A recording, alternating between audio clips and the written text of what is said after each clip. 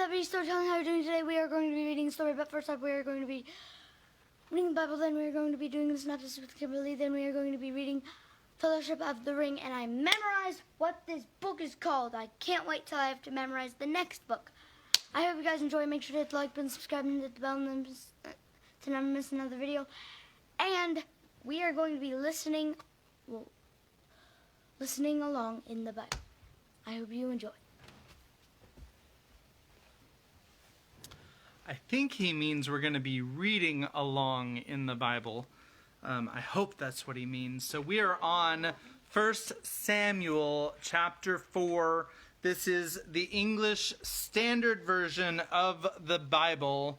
And this is a chapter in which something terrible happens in Israel. So actually JJ's announcement that everybody's reading along prompted everyone to go get their Bibles. So take this opportunity to show off my shirt. And this. Cleverly disguised as a responsible adult. And I also made this. And here's a picture that JJ drew. It's All right right. there. So now we are on 1 Samuel chapter 4. This is the English Standard Version of the Holy Scripture.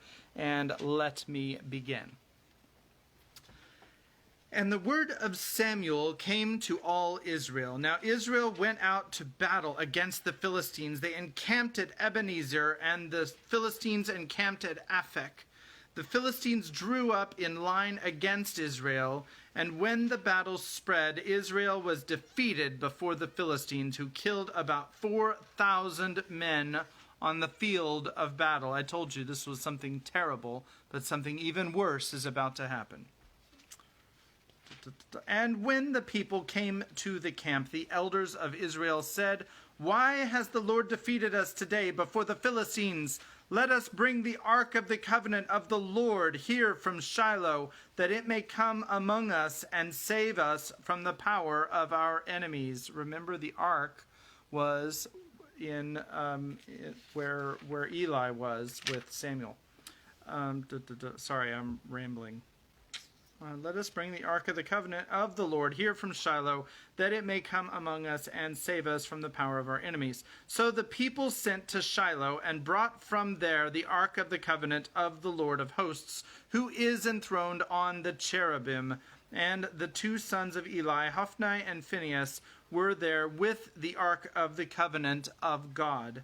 As soon as the ark of the covenant of the Lord came into the camp, all Israel gave a mighty shout, so that the earth resounded. And when the Philistines heard the noise of the shouting, they said, "What does this great shouting in the camp of the Hebrews mean?"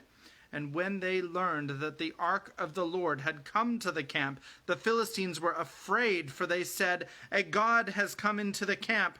And they said, "Woe to us, for nothing like this has happened before. Woe to us, who can deliver us from the power of these mighty gods? These are the gods who struck the Egyptians with every sort of plague in the wilderness. Take courage and be men, O Philistines, lest you become slaves to the Hebrews as they have been to you. Be men and fight." So the Philistines fought, and Israel was defeated. And they fled, every man to his home. And there was a very great slaughter, for 30,000 foot soldiers of Israel fell. And the ark of God was captured, and the two sons of Eli, Hophni and Phinehas, died. A man of Benjamin ran from the battle line and came to Shiloh the same day, with his clothes torn and with dirt on his head. When he arrived, Eli was sitting on his seat by the road watching, for his heart trembled for the ark of God. And when the man came into the city and told the news, all the city cried out. When Eli heard the sound of the outcry, he said, "What is this uproar?" Then the man hurried and came and told Eli. Now Eli was 98 years old, and his eyes were set so that he could not see. And the man said to Eli, "I am he who has come from the battle. I fled from the battle today." And he said, "How did it go, my son?" He who brought the news answered and said, Israel has fled before the Philistines, and there has also been a great defeat among the people. Your 2 sons also, Hophni and Phinehas, are dead, and the ark of God has been captured. As soon as he mentioned the ark of God, Eli fell over backward from his seat by the side of the gate, and his neck was broken, and he died, for the man was old and heavy. He had judged Israel 40 years. Now his daughter-in-law, the wife of Phinehas, was pregnant, about to give birth, and when she heard the news that the ark of God was captured, and that her father-in-law and her husband were dead, she bowed and gave birth, for her pains came upon her.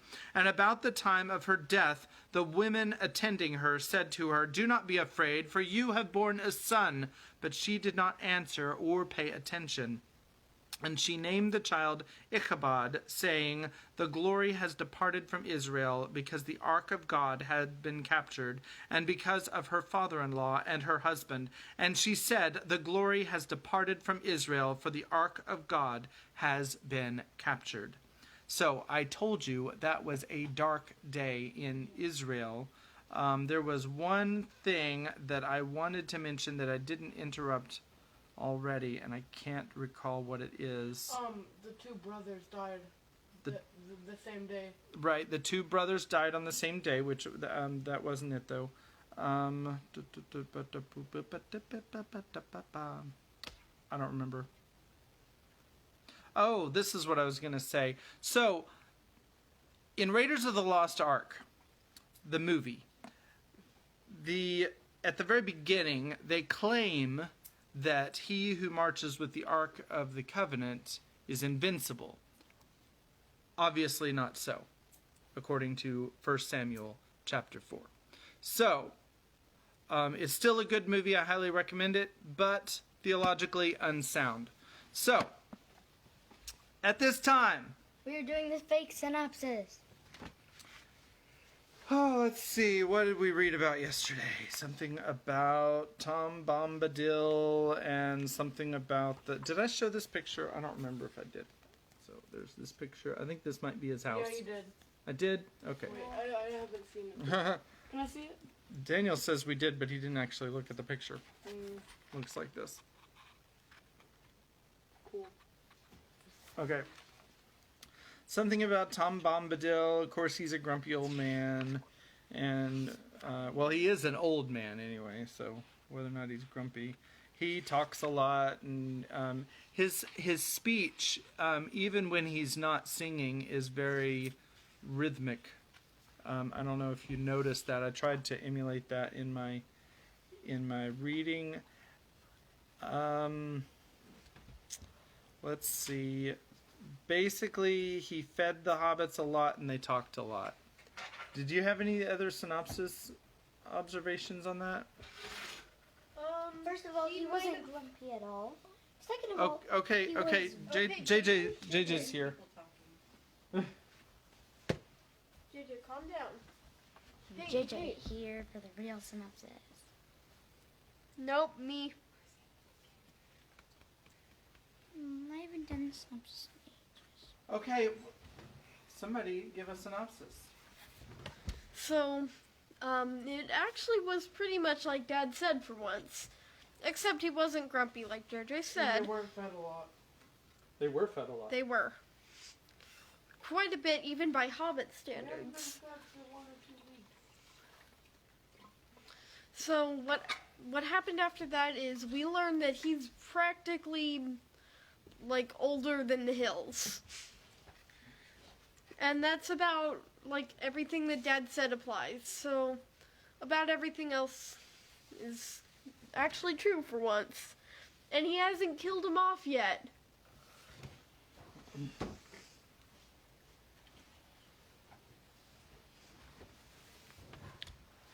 So, when they were leaving Tom Bombadil's house, Frodo tripped over a rock, Dad? and he fell down and died, and the ring slipped out of his pocket and went straight to a Black Rider who took it to Sauron, and the world was enslaved.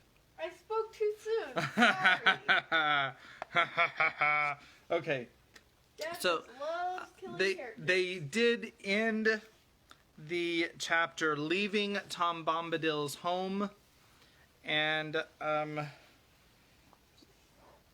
but I don't think that's the very last that we're going to hear about Tom Bombadil. Excuse me. All right, so here we are. Chapter 8, Fog on the Barrow-Downs. Does anybody remember the first word? The. That. That. Chapter 8, Fog on the Barrow-Downs.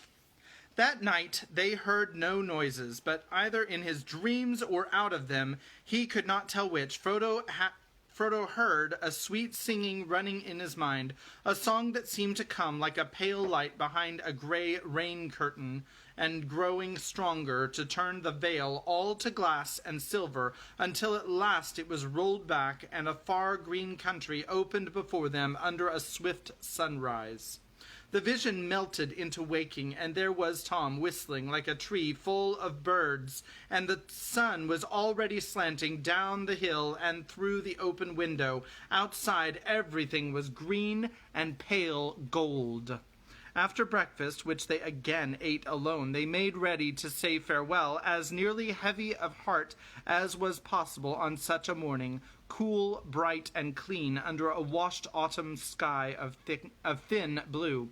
The air came fresh from the northwest. Their quest ponies were almost frisky, sniffing, and moving restlessly. Tom came out of the house and waved his hat and danced upon the doorstep, bidding the hobbits to get up and be off and go with good speed. You know who Tom Bombadil reminds me of?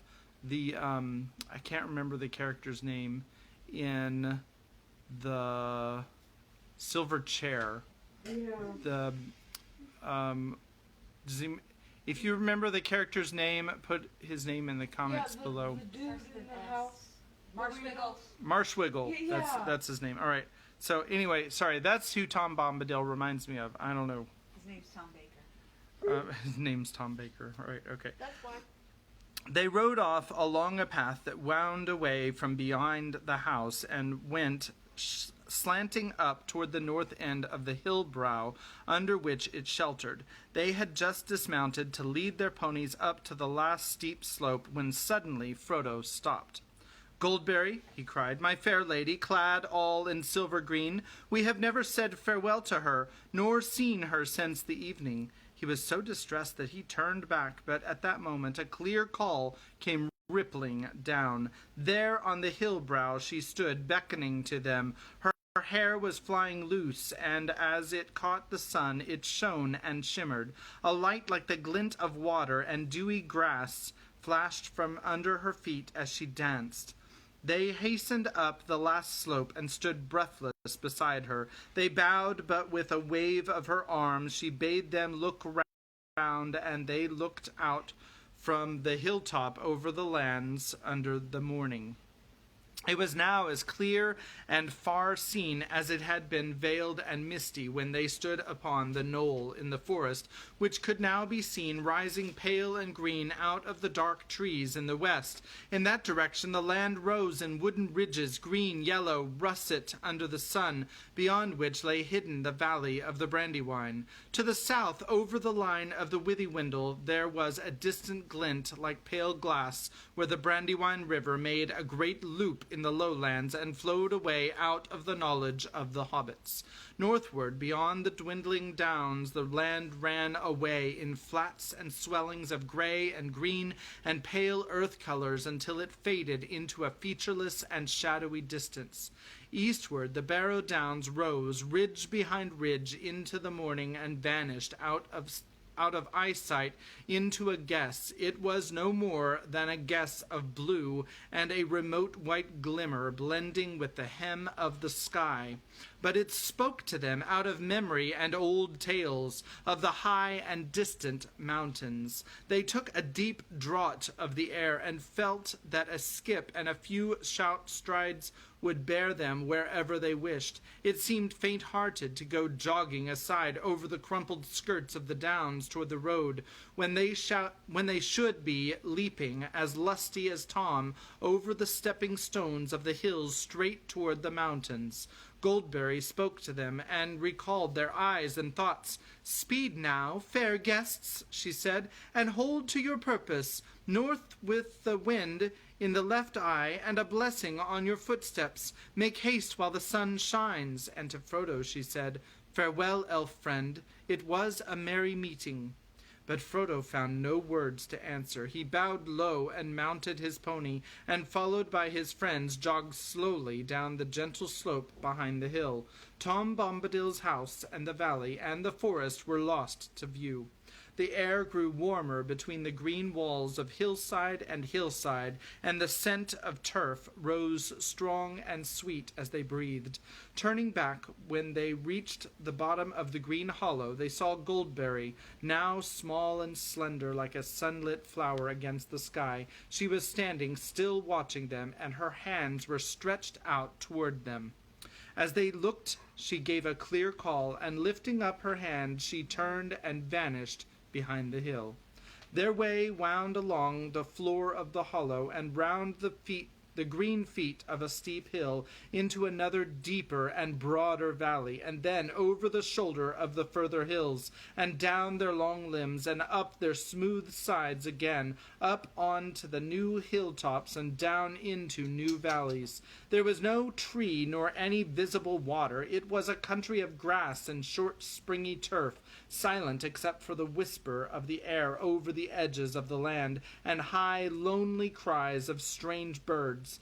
As they journeyed, the sun mounted and grew hot. Each time they climbed a ridge, the breeze seemed to have grown less. When they caught a glimpse of the country westward, the distant forest seemed to be smoking, as if the fallen rain was steaming up again from leaf and root and mold.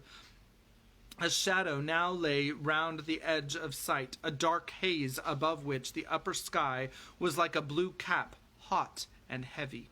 About midday they came to a hill whose top was wide and flattened, like a shallow saucer with a green mounded rim. Inside there was no air stirring, and the sky seemed near their heads. They rode across and looked northward. Then their hearts rose, for it seemed plain that they had come further already than they had expected. Certainly the distances had now all become hazy and deceptive, but there could be no doubt that the downs were coming to an end. A long valley lay below them, winding away northwards, until it came to an opening between two steep shoulders. Beyond, there seemed to be no more hills. Due north, they faintly glimpsed a long, dark line. "That is a line of trees," said Mary, "and that must mark the road. All along it, for many leagues east of the bridge, there are trees growing. Some say they were planted in the old days." "Splendid," said Frodo. "If we make as good going this afternoon as we have done this morning, we shall have left the downs before the sun sets and be jogging on in search of a camping place." But even as he spoke, he turned his glance eastwards, and he saw that on that side the hills were higher and looked down upon them, and all those hills were crowned with green mounds, and on some were standing stones, pointing upward like jagged teeth out of green gums. That view was somehow disquieting, so they turned from the sight and went down into the hollow circle. In the midst of it there stood a single stone, standing tall under the sun above, and at this hour casting no shadow. It was shapeless and yet significant, like a landmark or a guarding finger, or more like a warning. But they were now hungry, and the sun was still at the fearless noon. So they set their backs against the east side of the stone. It was cool, as if the sun had no power to warm it. But at that time this seemed pleasant. There they took food and drink and made as good a noon meal under the open sky as anyone could wish, for the food came from down under hill. Tom had provided them with plenty for the comfort of the day. Their ponies, unburdened, strayed upon the grass. riding over the hills and eating their fill, the warm sun and the scent of turf lying a little too long, stretching out their legs and looking at the sky above their noses. These things are, perhaps, enough to explain what happened. However that may be, they woke suddenly and uncomfortably from a sleep they had never meant to take. The standing stone was cold, and it cast a long pale shadow that stretched eastward over them. The sun, a pale and watery yellow, was gleaming through the mist just above the west wall of the hollow in which they lay. North, south, and east behind the wall the fog was thick, cold, and white. The air was silent, heavy, and chill. Their ponies were standing, crowded together with their heads down. The hobbits sprang to their feet in alarm and ran to the western rim. They found that they were upon an island in the fog. Even as they looked out in dismay toward the setting sun, it sank before their eyes into a white sea, and a cold gray shadow sprang up in the east behind. The fog rolled up to the walls and rose above them, and as it mounted, it bent over their heads, until it became a roof. They were shut in a hall of mist whose central pillar was the standing stone. They felt as if a trap was closing about them, but they did not quite lose heart. They still remembered the hopeful view they had had of the line of the road ahead, and they still knew in which direction it lay. In any case, they now had so great a dislike for that hollow place about the stone that no thought of remaining there was in their minds. They packed up as quickly as their chilled fingers would work. Soon they were leading their ponies in single file over the rim and down the long northward slope of the hill, down into a foggy sea. As they went down, the mist became colder and damper, and their hair hung lank and dripping on their foreheads. When they reached the bottom, it was so cold that they halted and got out cloaks and hoods, which soon became bedewed with gray drops. Then, mounting their ponies, they went slowly on again, feeling their way by the rise and fall of the ground. They were steering, as well as they could guess, for the gate-like opening at the far northward end of the long valley which they had seen in the morning. Once they were through the gap, they had only to keep on in anything like a straight line, and they were bound in the end to strike the road. Their thoughts did not go beyond that, except for a vague hope that perhaps away beyond the downs there might be no fog. Their going was very slow. To prevent their getting separated and wandering in different directions, they went in file, with Frodo leading. Sam was behind him, and after him came Pippin and then Merry. The valley seemed to stretch on endlessly. Suddenly Frodo saw a hopeful sign. On either side, ahead, a darkness began to loom through the mist, and he guessed that they were at last approaching the gap in the hills, the north gate of the Barrow-Downs. If they could pass that, they would be free. "Come on, follow me," he called back over his shoulder, and he hurried forward. But his hopes soon changed to bewilderment and alarm. The dark patches grew darker, but they shrank, and suddenly he saw, towering ominous before him, and leaning slightly toward one another like the pillars of a headless door, two huge standing stones. He could not remember having seen any sign of these in the valley when he looked out from the hill in the morning. He had passed between them almost before he was aware, and even as he did so, darkness seemed to fall around him. His pony reared and snorted, and he fell off. When he looked back, he found that he was alone. The others had not followed him. "Sam," he called. "Pippin, Merry, come along! Why don't you keep up?" There was no answer. Fear took him, and he ran back past the stone, shouting wildly, "Sam! Sam! Merry! Pippin!" The pony bolted into the mist and vanished. From some way off, or so it seemed, he thought he heard a cry, "Hoy, Frodo! Hoy!" It was away eastward on his left as he stood under the great stone, staring and straining into the gloom. He plunged off in the direction of the call and found himself going steeply uphill. As he struggled on, he called again and kept on calling more and more frantically, but he heard no answer for some time, and then it seemed faint and far ahead and high above him. "Frodo, hoy!" came the thin voices out of the mist, and then a cry that sounded like "Help! Help!" often repeated, ending with a last "Help!" that trailed off into a long wail suddenly cut short. He stumbled forward with all the speed he could toward the cries, but the light was now gone, and clinging night had closed about him, so that it was impossible to be sure of any direction. He seemed all the time to be climbing up and up. Only the change in the level of the ground at his feet told him when he at last came to the top of a ridge or hill. He was weary, sweating, and yet chilled. It was wholly dark. "Where are you?" he cried out miserably. So there's a break in the I just wanted to recount a experience that I had in Germany, because I thought that it would be really fun and exciting to run on a foggy day one time. And so I went out running, and what I noticed was that basically all I could see was white. And that's kind of what I'm picturing here. Like, he can't see anything, only it's probably on an extreme. I remember this.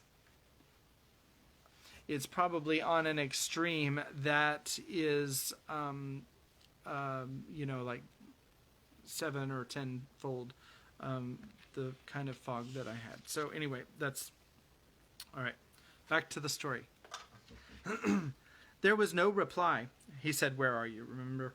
There was no reply. He stood listening. He was suddenly aware that it was getting very cold, and that up here a wind was beginning to blow, an icy wind. A change was coming in the weather. What's an N versus an R between friends?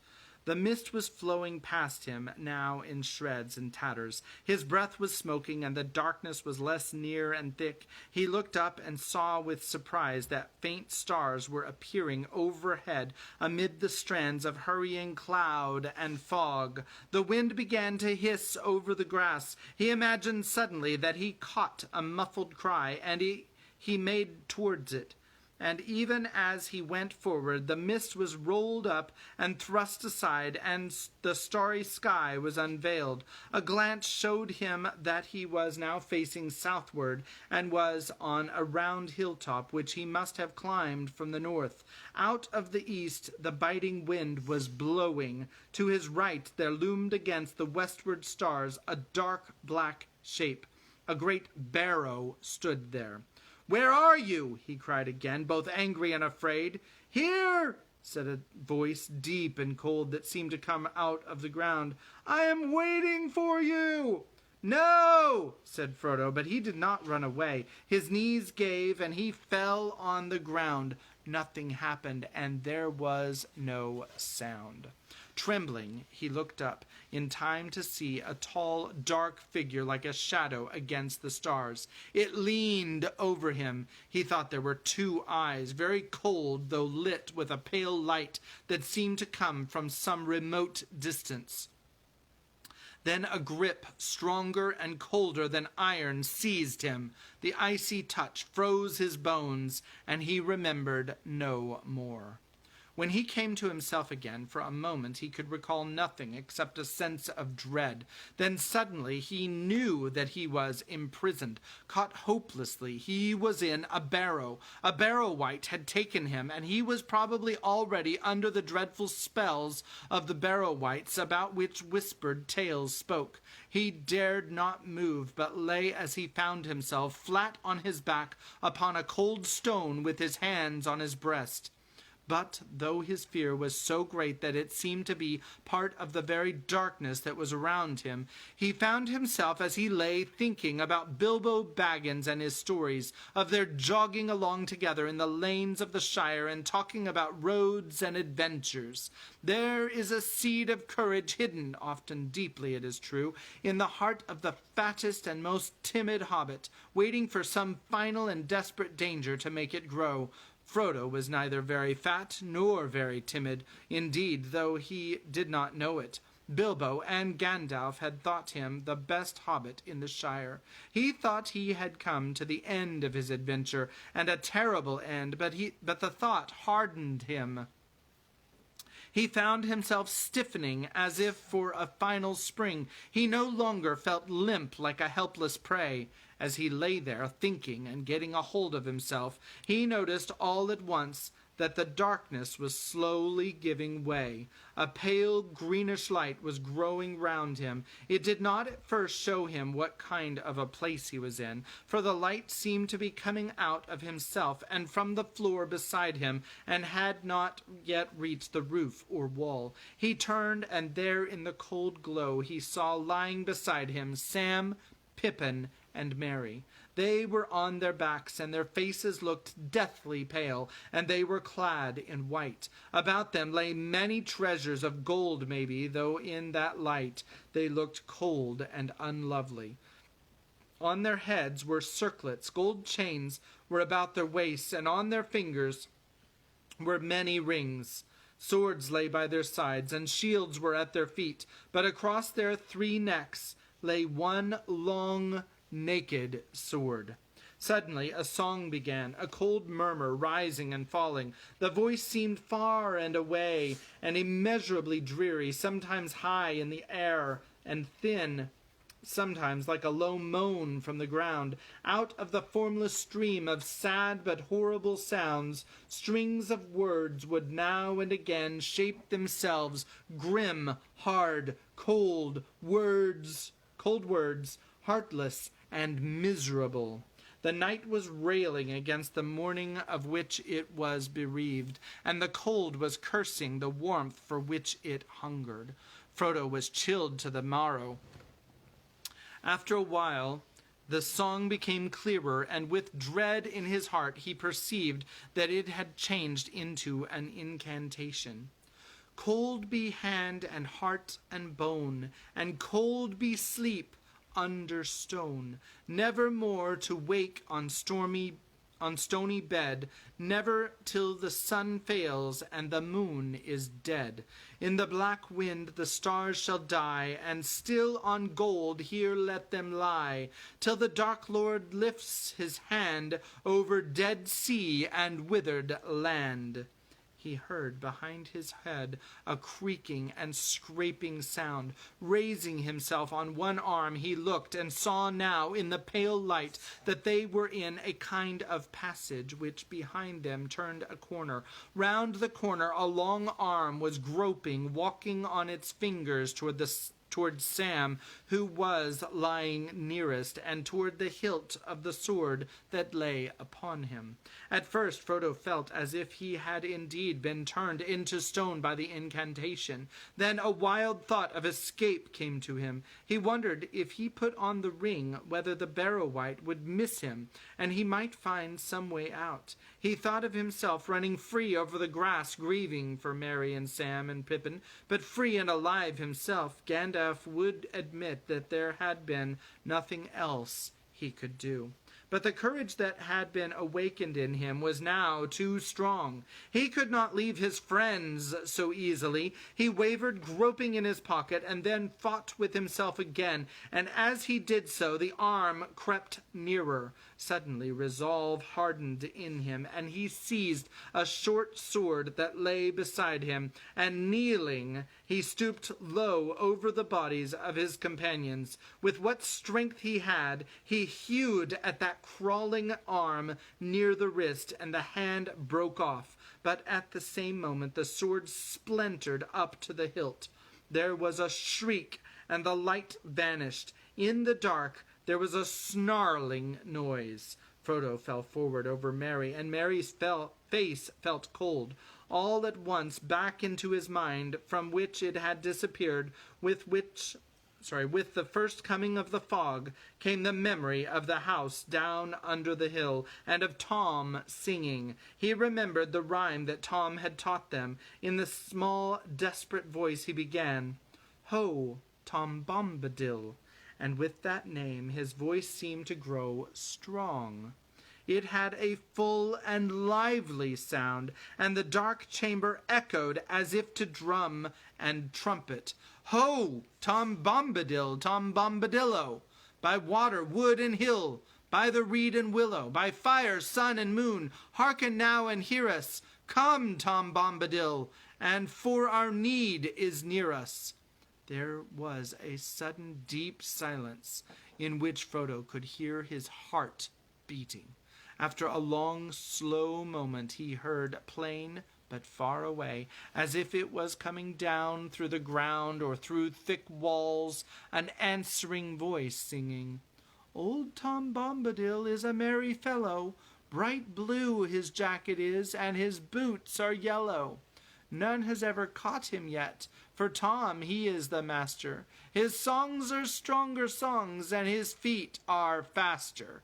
There was a loud rumbling sound, as of stones rolling and falling, and suddenly light streamed in, real light, the plain light of day.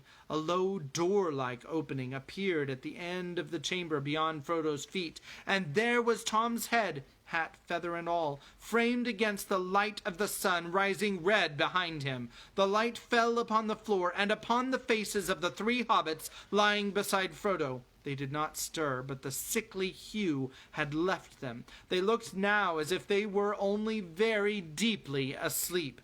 Tom stooped, removed his hat, and came into the dark chamber singing, Get out, you old wight! Vanish in the sunlight! Shrivel like the cold mist, like the winds go wailing! Out into the barren lands, far beyond the mountains! Come never here again! Leave your barrow empty! Lost and forgotten be, darker than the darkness, where gates stand forever shut, till all the world is mended. At these words there was a cry, and part of the inner end of the chamber fell in with a crash. Then there was a long trailing shriek, fading away into the unguessable distance, and after that, silence. Come, friend Frodo, said Tom, let us get out on to clean grass. You must help me bear them. Together they carried out Merry, Pippin, and Sam. As Frodo left the barrow for the last time, he thought he saw a severed hand wriggling still, like a wounded spider in a heap of fallen earth. Tom went back in again, and there was a sound of much thumping and stamping. When he came out, he was bearing in his arms a great load of treasure, things of gold, silver, copper, and bronze, many beads and chains and jeweled ornaments. He climbed the green barrow and laid them all on the top in the sunshine. There he stood, with his hat in his hand and the wind in his hair, and looked down upon the three hobbits that had been laid on their backs upon the grass at the west side of the mound. Raising his right hand, he said in a clear and commanding voice, Wake now, my merry lads, wake and hear me calling. Warm now be heart and limb, the cold stone is fallen. Dark door is standing wide, dead hand is broken. Night under night is flown, and the gate is open.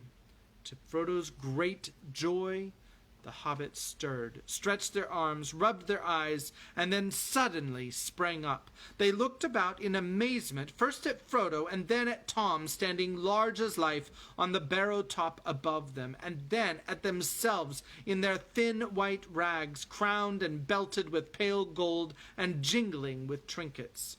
What in the name of wonder, began Merry, feeling the golden circlet that had slipped over one eye. Then he stopped, and a shadow came over his face, and he closed his eyes. Of course, I remember, he said.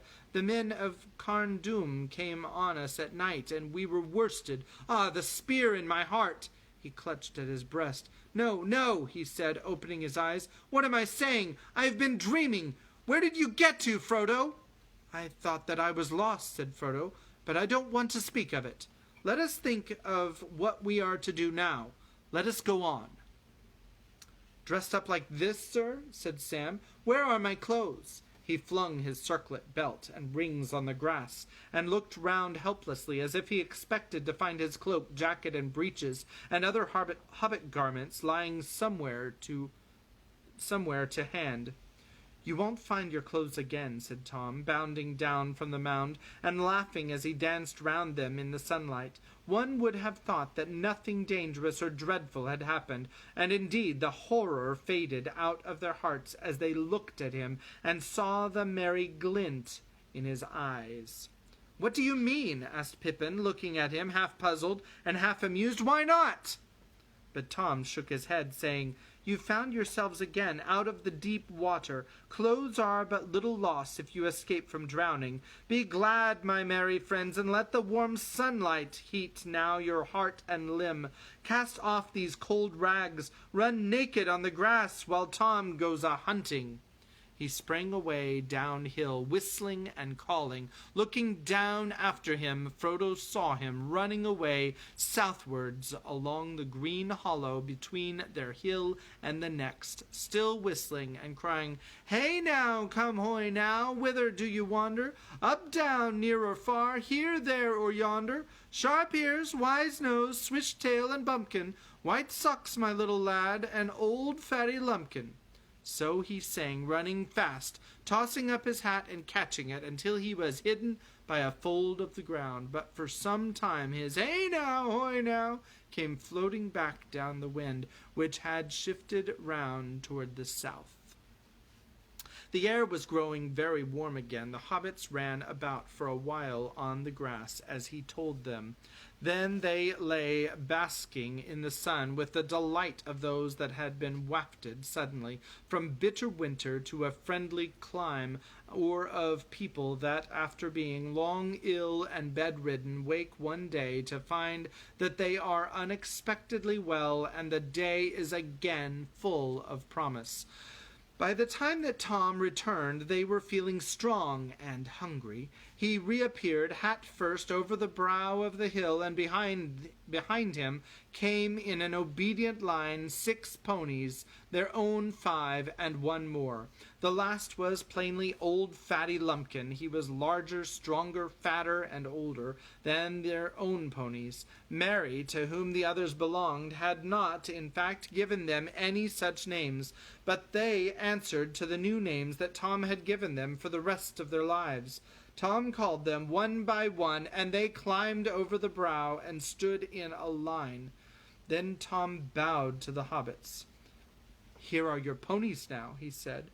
"They've more sense in some ways than you wandering hobbits have, more sense in their noses, for they sniff danger ahead, which you walk right into, and if they run to save themselves, then they run the right way. You must forgive them all, for though their hearts are faithful, to face fear of Barrow-wights is not what they were made for. See, here they come again, bringing all their burdens." Merry, Sam, and Pippin now clothed themselves in spare garments from their packs, and they soon felt too hot, for they were obliged to put on some of the thicker and warmer things that they had brought against the oncoming of winter. Where does that other old animal, that fatty Lumpkin, come from?" asked Frodo. "Oh, he's mine," said Tom, "my 4-legged friend, though I seldom ride him, and he wanders often far, free upon the hillsides. When your ponies strayed with me, they got to know my Lumpkin, and they smelt him in the night, and quickly ran to meet him. I thought he'd look for them, and with his words of wisdom take all their fear away. But now, my jolly Lumpkin, old Tom's going to ride. Hey! He's coming with you just to set you on the road. So he needs a pony, for you cannot easily talk to hobbits that are riding when you're on your own legs trying to trot beside them." The hobbits were delighted to hear this, and thanked Tom many times, but he laughed and said that they were so good at losing themselves that he would not feel happy till he had not seen them safe over the borders of his land. "I've got things to do," he said, "my making and my singing, my talking and my walking and my watching of the country. Tom can't be always near to open doors and willow cracks. Tom has his house to mind, and Goldberry is waiting." It was still fairly early by the sun, something between 9 and 10, and the hobbits turned their minds to food. Their last meal had been lunch beside the standing stone the day before. They breakfasted now off the remainder of Tom's provisions meant for their supper, with additions that Tom had brought with him. It was not a large meal considering hobbits and the circumstances, but they felt much better for it. While they were eating, Tom went up to the mound and looked through the treasures.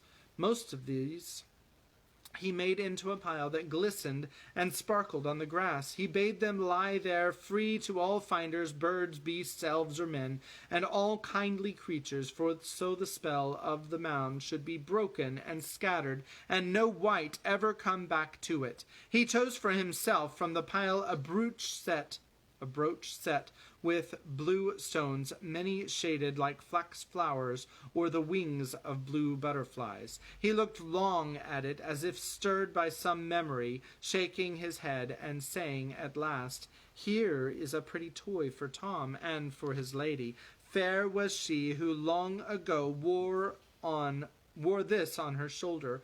Goldberry shall wear it now, and we shall not forget her." For each of the hobbits he chose a dagger, long leaf-shaped and keen, of marvelous workmanship, damasked with serpent forms in red and gold. They gleamed as he drew them from their black sheaths, wrought of some strange metal, light and strong, and set with many fiery stones. Whether by some virtue in these sheaths, or because of the spell that lay on the mound, the blade seemed untouched by time, unrusted, sharp, glittering in the sun.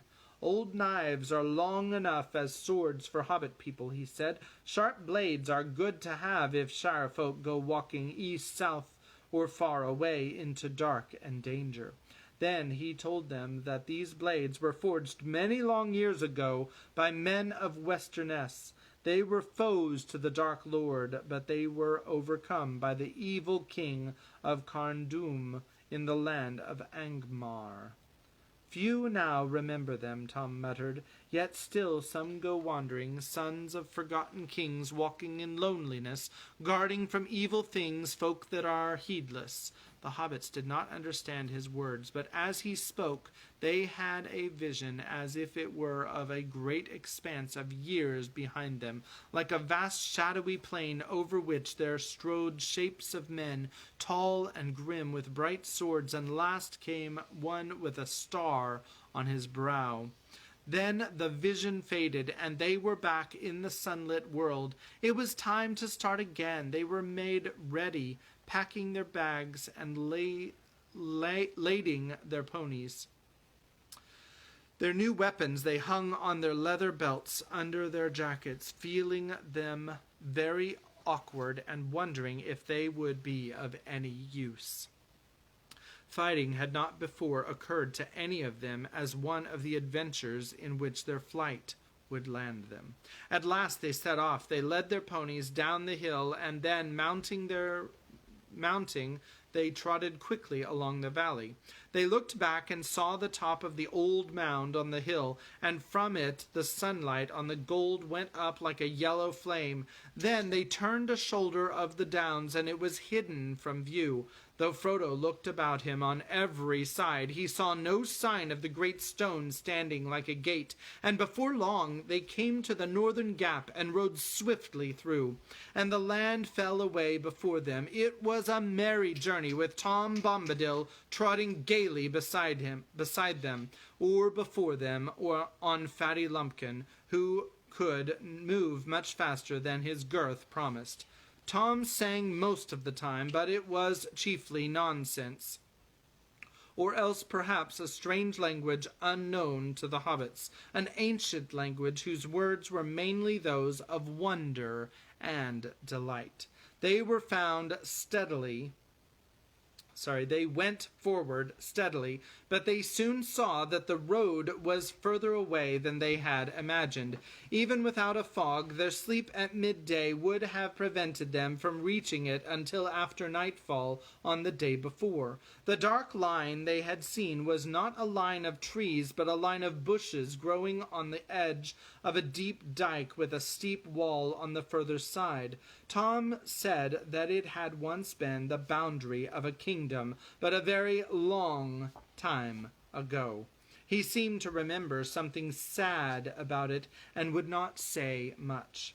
They climbed down and out of the dike and through a gap in the wall, and then Tom turned due north, for they had been bearing somewhat to the west. The land was now open and fairly level, and they quickened their pace, but the sun was already sinking low when at last they saw a line of tall trees ahead, and they knew that they had come back to the road after many unexpected adventures. They galloped their ponies over the last furlongs and halted under the long shadows of the trees. They were on the top of a sloping bank, and the road, now dim as evening drew on, wound away below them. At this point it ran nearly from southwest to northeast, and on their right it fell quickly down into a wide hollow. It was rutted and bore many signs of the recent heavy rain. There were pools and potholes full of water. They rode down the bank and looked up and down. There was nothing to be seen. "Well, here we are again at last," said Frodo. "I suppose we haven't lost more than 2 days by my shortcut through the forest, but perhaps the delay will prove useful. It may have put them off our trail." The others looked at him. The shadow of the fear of the Black Riders came suddenly over them again. Ever since they had entered the forest, they had thought chiefly of getting back to the road. Only now, when it lay beneath their feet, did they remember the danger which pursued them, and was more than likely to be lying in wait for them upon the road itself. They looked anxiously back toward the setting sun, but the road was brown and empty. "Do you think," asked Pippin hesitatingly, "do you think that we may be pursued tonight?"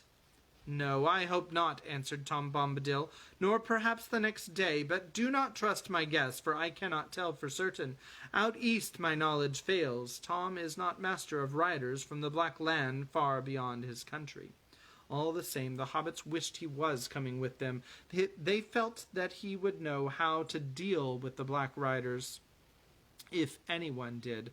They would soon now be going forward into lands wholly strange to them, and beyond all but the most vague and distant legends of the Shire, and in the gathering twilight they longed for home. A deep loneliness and sense of loss was on them. They stood silent, reluctant to make the final parting, and only slowly became aware that Tom was wishing them farewell, and telling them to have good heart and to ride on till dark without halting.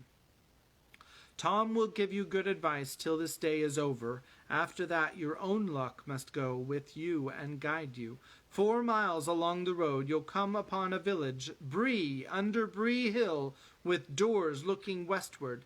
There you'll find an old inn that is called the Prancing Pony.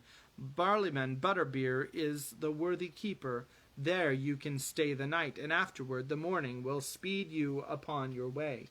Be bold, be wary. Keep up your merry hearts, and ride to meet your fortune." They begged him to come at least as far as the inn, and drink once more with them, but he laughed and refused, saying, "Tom's country ends here. He will not pass the borders. Tom has his house to mind, and Goldberry is waiting."